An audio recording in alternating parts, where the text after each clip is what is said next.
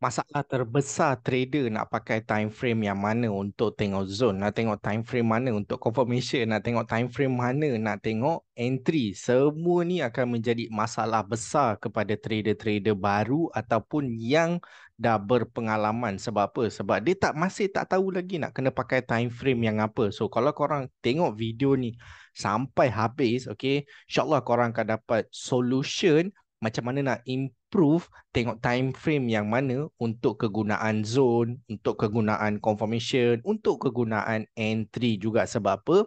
Sebab benda ni sangat-sangat penting kepada korang untuk tengok time frame. Okay, hai, Assalamualaikum dan salam sejahtera kepada semua trader-trader. Saya Samsul, salah seorang full-time trader, okay, dan juga akan buat konten-konten yang macam ni dekat YouTube untuk membantu memberi education kepada trader-trader dekat luar sana yang mana akan mengalami banyak masalah. Okey, kita tak tahu nak pakai time frame yang mana kan. Banyak lagi kan. Okey, tapi hari ini kita nak fokus kepada particularly untuk time frame saja. Okey. So dalam video ni saya nak tunjukkan 3 time frame yang penting korang boleh gunakan dalam trading. Tak bermakna time frame lain tu tak penting, tapi kita nak fokus, kita nak boleh, kalau boleh kita nak filterkan, okey, gunakan 3 time frame yang sangat penting, okey, untuk kegunaan entry, confirmation dan juga zone. So dalam chart yang korang tengok ni sekarang ni kita tengah tengok gold. Okey, so kenapa gold? Saya sebenarnya bukanlah nak bertujuan tunjukkan gold sahaja, tapi kita gunakan sebagai salah satu pembelajaran, okey, sebab majoritinya suka trade gold, okey. Tapi benda ni korang boleh pakai ke semua pair-pair yang ada, Euro USD ke, okey, index ke, oil ke, komoditi ke, tak ada masalah, okey. Semua ni akan boleh digunakan, okey. So first of all, time frame yang pertama kita nak tengok adalah H4. Okay, so kenapa kita tengok H4? Bagi saya, daripada pengalaman saya nampak H4 ni ada confirmation yang cantik untuk tengok zone. Okay, untuk tengok zone saja, bukan kita nak tengok entry ke apa. Dan pada masa yang sama, saya suka tengok confirmation, zone dan juga trend. Okay, so kita go through kita go through dekat sini. Kalau kita tengok time frame H4 dekat sini, apa yang kita boleh nampak sekarang ni, gold dalam fasa penurunan, okey, di mana dia tengah turun. Kat sini kita boleh nampak dia buat low, dia buat high, dia buat low, dia buat high. So kebanyakan, okey, saya pun akan expect kan dia akan buat lower high, lepas tu dia continue push ke bawah, okey. Tapi apa yang jadi dekat sini adalah kita boleh nampak di mana harga, okey, telah membuat breakout resistance, okey. Tapi sebelum kita buat breakout ni, ini adalah kawasan resistance. So first of all, kita kena marking dekat sini untuk mencari kawasan resistance, okey. Sebab apa? Sebab kita nak tengok ni adalah kawasan resistance. Adakah harga akan reject untuk drop? Bermaksud dia akan reject dekat sini untuk turun, ataupun ada kemungkinan untuk dia breakout dan menaik. So kita hanya menggunakan satu zone, iaitu zone resistant dekat sini, datang daripada time frame H4 untuk tengok zone dan juga direction. Faham tak? Simple. Okay, kita tak complicated kan semua time frame. Okay, kita tak campurkan semua time frame kat sini. Kita just tengok time frame H4 untuk tengok zone, untuk tengok direction. So direction overall kita boleh nampak dia tengah menurun, tapi mungkin ada possibility juga untuk dia breakout ke atas, okay. So kita dah tengok time frame H4 ni, kita dah tahu, okay, zone kat sini kita ada satu kawasan resistance yang penting, lebih kurang dekat 19.13.75. So ya, macam saya cakap, kita mungkin akan ada dua direction, sama ada market retest untuk dia continue ke bawah, ataupun dia boleh berlaku breakout. So dekat sini kalau kita tengok dia berlaku breakout, alright, dia berlaku breakout. So saya akan menggunakan contoh ni macam mana kita pergi ke smaller time frame, okay. Sekejap lagi kita akan tengok untuk kita nak masuk position. Dan pada masa yang sama saya akan tunjukkan juga kat mana nak target TP, kat mana nak letak SL. Itu penting kan. So saya tak nak just tunjukkan time frame saja, tapi saya nak pergi ke detail yang sampai semua boleh faham. Maksudnya untuk just sharing pasal time frame je tak cukup. Kita nak kena tengok kat mana kita nak entry, kat mana kita nak take profit, kat mana kita nak letak SL. So benda tu sangat penting. So kita dah tahu dekat sini zone H4. Sekarang ni apa yang kita nak buat lah, kita nak terus pergi ke time frame M30. So dekat M30 ni kan, okay, ini adalah zone yang sama dekat 19.13.75 yang kita tengok dekat time frame M30, di mana kita ada kawasan resistance dekat sini, resistance dekat sini. Okay, kat sinilah berlakunya breakout. Jadi, bila kita berlaku breakout, kebiasaannya kita akan tunggu retracement. Okay, kita akan tunggu retracement untuk buy. Alright. Pada masa yang sama kalau kita yang kat sini, dia ada satu rejection dekat sini. Okay. So, which rejection ni sebenarnya dia boleh jadi structure. Okay. So, yang penting zone ni korang kena ambil body. Soalan banyak akan ditanya dalam saya punya live stream, dalam saya punya social media yang lain. Okay, dia akan tanya soalan-soalan yang akan ditanya oleh trader adalah zone tu nak ambil body ke nak ambil shadow. Shadow ni maksudnya weak. So dekat sini kita kena ambil body. Korang boleh nampak saya marking body. Body ambil body. Bukan kita ambil weak ataupun shadow. Alright, penting. Okay, so mungkin kita nak tengok adakah akan ada market structure dekat sini, okay, di smaller time frame. So sekarang ni kita dah tengok M30. M30 ni untuk kita nak tengok adakah betul dah breakout dekat smaller time frame, okay. Kita nak tengok betul ke dah ada breakout. Sebab H4 kita kena tunggu 4 jam baru kita boleh nampak dia dah complete breakout dia kan. Tapi dekat M30, kita mungkin akan dapat dalam 30 minit. Kita akan dapat 30 minit, jadi kita boleh nampak dekat sini betul dia dah ada breakout. Cumanya kita nak tengok adakah yang kat sini ni adalah zone macam ada market structure di mana kita nak tengok dekat M15. So bila kita dah pergi M15 kan, so kita boleh nampak dekat sini di mana sekarang ni kita macam cara kita marking zone dekat sini kan, kita macam nampak ada structure dekat sini, okay, which is kita kena buat adjustment. Maksud saya structure tu kita boleh nampak dekat sini bila kita zoom, okay, saya zoom in, kita boleh nampak dekat sini body dekat sini tapi kita marking dekat sini. Body dekat atas kita marking kat bawah. Jadi kita kena buat apa? Kita kena buat adjustment. Itu sahaja kita kena buat dekat sini, tak payah buat benda lain. Just buat adjustment dekat smaller time frame M30, M15. Zone datang daripada time frame H4. Simple, padat. So kita tak payah pergi ke time frame yang lain. Okay, kita nak pergi M1, kita tak nak pergi M5. Kita tak nak pergi daily, kita nak pergi weekly, kita tak nak pergi monthly. So teknik yang saya tunjukkan ni agak sesuai, okay, sangat-sangat sesuai kepada day trader, okay, intraday, day trader ataupun scalper. So kita dah boleh nampak dekat sini, okay, kita ada zone-zone resistant. So kat sini kalau kita tengokkan sebenarnya dia dah ada breakout, okay, ini adalah time frame M15 dah ada breakout, okay, sebab apa kita boleh nampak candle dah ke atas dan M30 pun kita boleh nampak dia dah ada breakout ke atas. Okay, so sekarang ni kita nak target dia.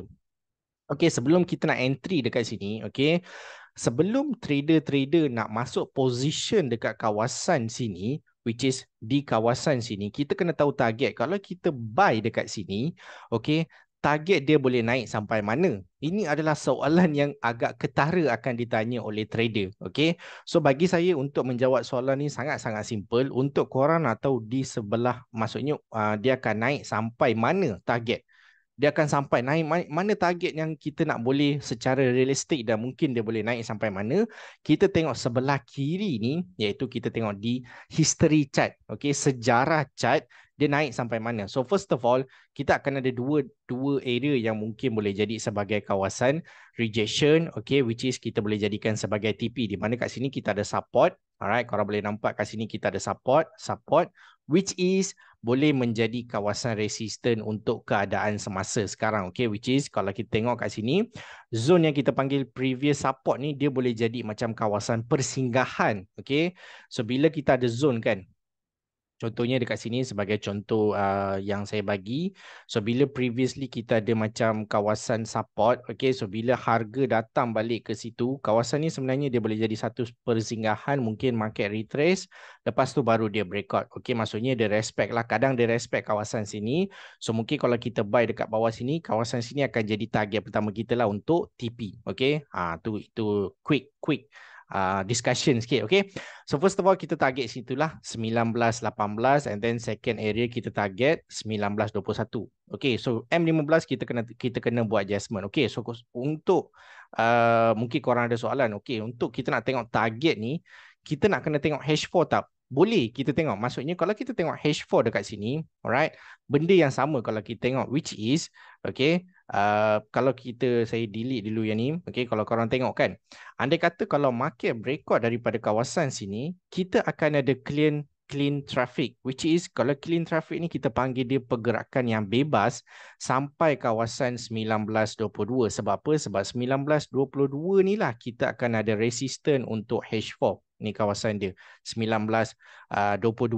Tapi sebelum dia sampai ke kawasan sini, sini pun dia boleh reject dekat ke lebih kurang dekat kawasan 1918. Jadi kalau kat smaller time frame kita ada retracement, kita akan target dia naik sampai situ dan kita juga akan target dia naik sampai ke kawasan 1922, which is kalau kita tengok dekat time frame yang kita marking tu, dia align balance sama tak? Sama, which is kalau kita tengok dekat sini 1918, 85 ni akan jadi target pertama kita. 1921 ni akan jadi target yang kedua. Ya, kita boleh buat adjustment, tapi we need to respect structure di smaller time frame. Itu penting sebab kita ni scalper. Saya scalper, okay, dan saya pasti dekat luar sana mesti ramai yang scalper. Okay, so sekarang ni kita dah ada breakout. Okay, selepas kita dah ada breakout daripada sini, kalau kita tengok M15 ni, kita dah ada breakout daripada kawasan resistance kan. Kat mana kita nak buy? Kita akan buy selepas dia dah ada retracement, which is kat kawasan sini kalau kita tengok inilah retracement dia. Okay, ya macam nampak sideways tapi itulah retracement dia di mana market lepas breakout tu dia tak semestinya dia breakout, dia retest, dia terus fly. Ini boleh jadi, tak ada masalah. Ini yang diajar. Yang tak diajar adalah kadang lepas dia retracement tu, lepas dia breakout tu dia akan buat sideways. Kenapa dia buat sideways lepas dia breakout? Persoalan, okay. Selepas dia breakout ni, minyak dia habis. Okay, volume yang membuatkan harga breakout tu dah habis. Jadi, orang-orang jerung-jerung yang membeli di bawah ni, okay, ataupun masa breakout ni, jerung-jerung trader-trader yang membeli ni, dia akan membuat profit taking di salah satu kawasan structure lah. Itu depends lah kat mana kan. Selepas dia membuat profit taking, harga akan slow. So bila dia slow, mungkin dia akan buat sideways, mungkin dia akan buat double bottom, mungkin dia akan mungkin lagging sikit. Lepas tu baru dia fly. Jadi kat kawasan sini kita boleh je entry dekat mana-mana. Okay, as long as macam ni entry-nya. Okay, kita dah ada target pertama, kita dah ada target yang kedua. Kita mungkin boleh juga tengok target yang ketiga lah, which is sampai 1924. Kalau kita tengok dekat H4, okay, dia balance sama lah. Dia cumanya H4 ni dia reject dekat atas sikit. Okay, tapi kalau kita tengok M30, dia reject betul lah. Okay, kita akan ada clean traffic sampai 1924. Tapi kita punya target pertama adalah 1918. Target kedua adalah 1921, 1924 target ketiga. So memang perlu 3 target ke? Tak perlu. Cumanya andai kata kalau korang rasa macam dia boleh pergi jauh lagi, korang kena tahu sejauh mana dia nak pergi. Kan? Macam korang isi minyak dalam kereta, korang akan target, kalau aku isi minyak ni, dia akan pergi mungkin 200 km, 300 km. So, korang akan isi minyak full tank untuk pergi ke destinasi yang tu kan? Okay? So, pada masa yang sama dalam trading pun macam tu juga. Jadi, kalau bila korang dah target, korang kena tahu kat mana target tu. Okay? Ni mungkin target-target lah. Itu sahaja. Okay? So, kalau kita tengok dekat sini, kat mana kita nak ambil entry? Entry kita nak tengok time frame mana? Kita nak tengok time frame M15. Sebab apa? Sebab M15 ni adalah time frame yang kita boleh gunakan untuk entry sahaja. Bukan untuk confirmation zone, bukan confirmation trend ke apa. Untuk entry sahaja. Okay. So, selepas kita dah breakout ni, kita akan masuk buy. Which is selepas retracement. Mungkin kita masuk buy dekat kawasan sini ke. Kan? So, sekarang ni kita letak SL mana?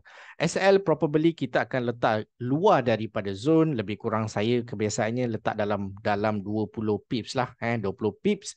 Ataupun korang boleh tengok ni. Korang boleh tengok target yang ni. Dia macam ada rejection kan. Mungkin korang boleh letak bawah situ. Jadi, letak bawah jangan terlalu rapat. Sebab apa? Sebab spread. Spread kebiasaannya line broker, line spread. Okay, jadi kalau kadang-kadang market turun, okay, dia just turun macam tu kan. Okay, lepas tu dia naik. Kebiasaannya orang dah kena SL dulu lah kat sini. Sebab apa? Sebab spread. Jadi untuk nak lebih selamatkan diri daripada spread, korang letak mungkin dalam 20 pips, okay, luar daripada zone. Dan mungkin kalau macam ada rejection yang dekat sini kan, korang boleh tengok rejection ni. Okay, kalau ada rejection tu, letak bawah rejection tapi pastikan jangan lebih daripada 30 pips lah.